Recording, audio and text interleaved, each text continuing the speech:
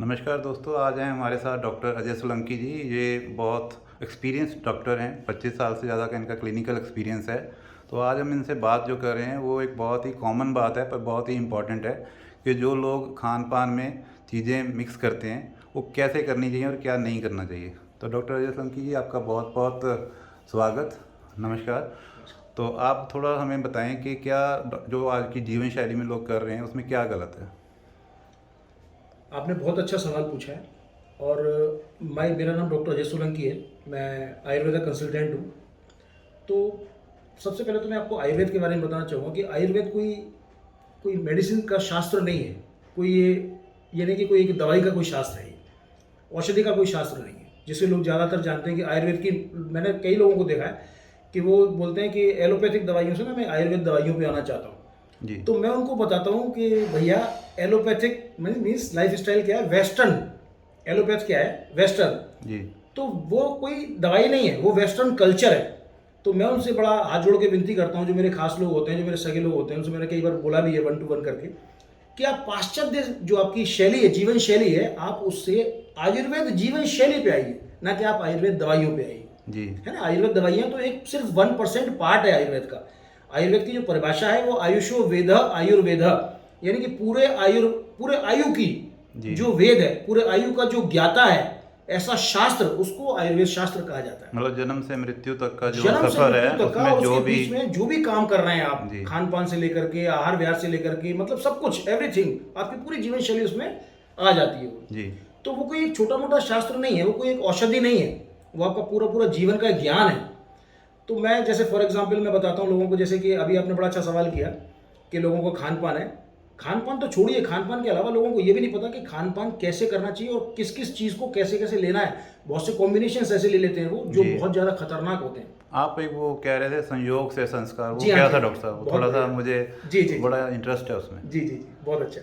देखिए, संयोग से संस्कार का मतलब है कि आयुर्वेद में बड़ा अच्छे से वर्णित किया गया है कि जब भी कभी कोई एक औषधि दूसरी औषधि में मिलती है, या जब भी कोई एक प्रकार का खाना दूसरे प्रकार के खाने में मिलता है, तो उसके संयोग से संस्कार चेंज हो जाते हैं उसके।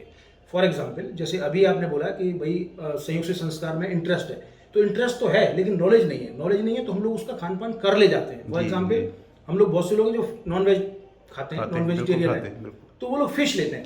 जी अब जिनको नॉलेज है, वो अभी भी अच्छी खासी नॉलेज है लोगों को, और मैं तो सिर्फ रिवाइव करा रहा हूँ, रिवीजन करवा रहा हूँ लोगों का। भाई फिश लेने के साथ साथ कुछ लोग उसको दूध के साथ भी ले लेते हैं। अभी आधा घंटा हुआ नहीं है, दूध पी लिया, जी तो वो क्या करेगा, वो फिश के साथ में दूध का संयोग होगा और संयोग से संस्कार चेंज होगा, दैट विल बी पॉइजनस। तो जो मछली, जो फिश आपकी प्रोटीन थी, बहुत अच्छी थी, उसको ब्रेन का टॉनिक मान करके आप ले रहे थे, जो दूध आपने लिया जिससे आपको कैल्शियम मिलना था, जिससे आपकी इम्यूनिटी बढ़नी थी, वो दोनों ने मिलकर के आपके अंदर वो पॉइजनस सारे के सारे पदार्थों को निर्माण करना शुरू कर दिया, और आपको विषैली गैसों का निर्माण शुरू हो जाएगा, और वो इम्यूनिटी सब खत्म कर देगी, और बहुत बुरी तरह आप बीमार पड़ जाओगे एकदम से, और आपको पता ही नहीं लगेगा कि मैं तो दोनों बड़ी हेल्दी चीज़ खाई है। ये तो बहुत ही ज़्यादा खतरनाक बहुत कॉम्बिनेशन खतरनाक है। है, और ऐसी अनेकों एग्जाम्पल्स हैं, there are so many examples, है ना। तो हम लोगों ने एक बाकायदा आयुर्वेद में एक चार्ट भी बनाया गया है, जिसको 25 साल का अनुभव लगा करके हमने वो पूरा चार्ट का तैयार किया गया है कि हमें कौन सी चीज़ किस समय खानी चाहिए, कब खानी चाहिए। आप देखिए ना, पुराने लोगों को देखिए आप, जो बुजुर्ग हैं उनकी आयु 100 साल से भी ज़्यादा होती थी। बिल्कुल सर। वो नियम संयम आहार विहार उनका इतना शानदार था जिसका कोई ठिकाना नहीं। और ऐसा भी नहीं कि लंबी आयु थी, लंबी के साथ साथ वो सेहतमंद भी रहते थे। सेहतमंद भी रहते थे, मैं उसी पे आ रहा हूँ। उनकी इम्यूनिटी बहुत ज़्यादा स्ट्रॉन्ग थी। जी आजकल के बच्चों की इम्यूनिटी इतनी स्ट्रॉन्ग नहीं रही है। हमारी माताएं बहनें, हम सब, मैं भी आता हूँ, पेरेंट्स भी आते हैं, मतलब माँ बाप दोनों ही आ रहे हैं। मेरे अपने बच्चे भी पिज़्ज़ा लेकर के खाते रहते हैं, है ना। तो पिज़्ज़ा में क्या क्या चीज़ें उनके ऊपर से वो पूरा इतना बड़ा लेयर लेयर लेयर लेयर लगाते रहते हैं। क्या हमें पता है कि वो संयोग से संस्कार चेंज हो रहे हैं या नहीं हो रहे हैं? क्या वाकई में पिज़्ज़ा खाने वालों की, बर्गर खाने वालों की, या कोल्ड ड्रिंक पीने वालों की इम्यूनिटी कम नहीं हो रही है? क्या हम उनको एक तरह से पॉइजन नहीं दे रहे हैं? 25 साल की मेरी प्रैक्टिस हो चुकी है, इसमें मैंने कई लोगों को देखा है कि पेट के दुनिया भर के रोग वाले व्यक्ति 90% जंक फूड वाले पाए जाते हैं। अगर मैं उनकी हिस्ट्री लेता हूं कि आप किस तरह का खान पान है आपका, जी तो खास तौर से उसमें स्टूडेंट निकलते हैं जो हॉस्टल में रह रहे हैं, या जिनकी माँ बाप दोनों जॉब में हैं, जो बच्चे अकेले हैं घर में, उनको कोई टेक केयर करने वाला नहीं है, कोई केयर टेकर नहीं है वहाँ पे। तो बच्चे कभी मैगी बना लेते हैं, कभी जंक फूड खा लेते हैं, कभी आजकल तो जोमेटो और ये स्विगी वगैरह चल पड़े हैं, उससे इतना ऑर्डर ईजी करके हो गया खाते जिसका वो ठहरा नहीं। पैसा हर एक की जेब में है आजकल, तो गूगल पे से सब लोग मंगा लेते हैं। जी लेकिन उससे क्या वो हेल्दी फूड खा रहे हैं? 90% लोगों को मैंने देखा है कि वो हेल्दी फूड नहीं खा पा रहे हैं।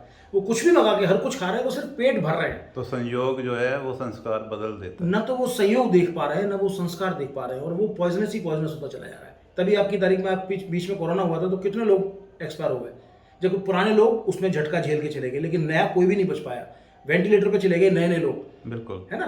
ड्यू टू उनकी लो जीवन शैली- immunity because of their immunity, जो उनका खान पान ही गलत जी, खान पान ही बहुत ज़्यादा गलत तो है। डॉक्टर साहब जो कंसल्टेशन के लिए पेशेंट आपके पास दूर दूर से आते हैं, तो फिर आप उन्हें मतलब इस तरह के रिकमेंडेशन डाइट चार्ट देते हैं कि क्या खाना है क्या नहीं खाना और किसके साथ क्या मिलाना है? नहीं, डेफिनेटली डाइट चार्ट भी देते हैं और उनको जीवन के बारे में नॉलेज भी पूरी कराते हैं, और आधा घंटा उनकी बाकायदा काउंसलिंग में भी लग जाता है हमको। जी। क्योंकि किसी भी चीज़ को चेंज करना, change is not very easy thing. जी, आपको बिल्कुल। पूरी जीवन शैली में, जिसने कभी 15-20 साल 50 साल प्रैक्टिस कर रखी जी। है गलत चीज़ों की, आपको उसको बदलने में भी समय लगता है। तो आधा घंटा हमें काउंसलिंग में भी लगता है व्यक्ति की, और हम उसे पूरी तरह से बता करके भेजते हैं कि भैया आपको ये काम नहीं करना है, अदरवाइज आप हमारी मेडिसिन लो या ना लो कोई फर्क नहीं पड़ता। मेडिसिन सिर्फ 10% पार्ट है, खासतौर से आयुर्वेद जी। में। आहार विहार पान अनुपान इस पर बहुत डिपेंड करता है, आपकी जीवन शैली पे बहुत डिपेंड करता है। अगर आप आयुर्वेद में जीवन शैली ठीक करके ले जाओ तो मुझे लगता है कि 90% रोग आपको बिना दवाई के ठीक हो जाएंगे। ये एज ए डॉक्टर मेरी guarantee, as a ayurvedic consultant मेरी गारंटी है। बहुत ही काम की बात बताई जी डॉक्टर सर, साहब आपने। मैं गारंटी दे रहा हूँ सर आपको कि अगर आहार विहार जी। पान अनुपान नियम संयम ये सारी चीजें आपकी बिल्कुल बढ़िया है, और आपको पता है कि मैं क्या करना है, तो 90% बीमारियां आपको टच में नहीं करेंगे। अगर हो गई हैं तो वो ठीक हो जाएंगी, बिना किसी मेडिसिन के ठीक हो जाएंगी।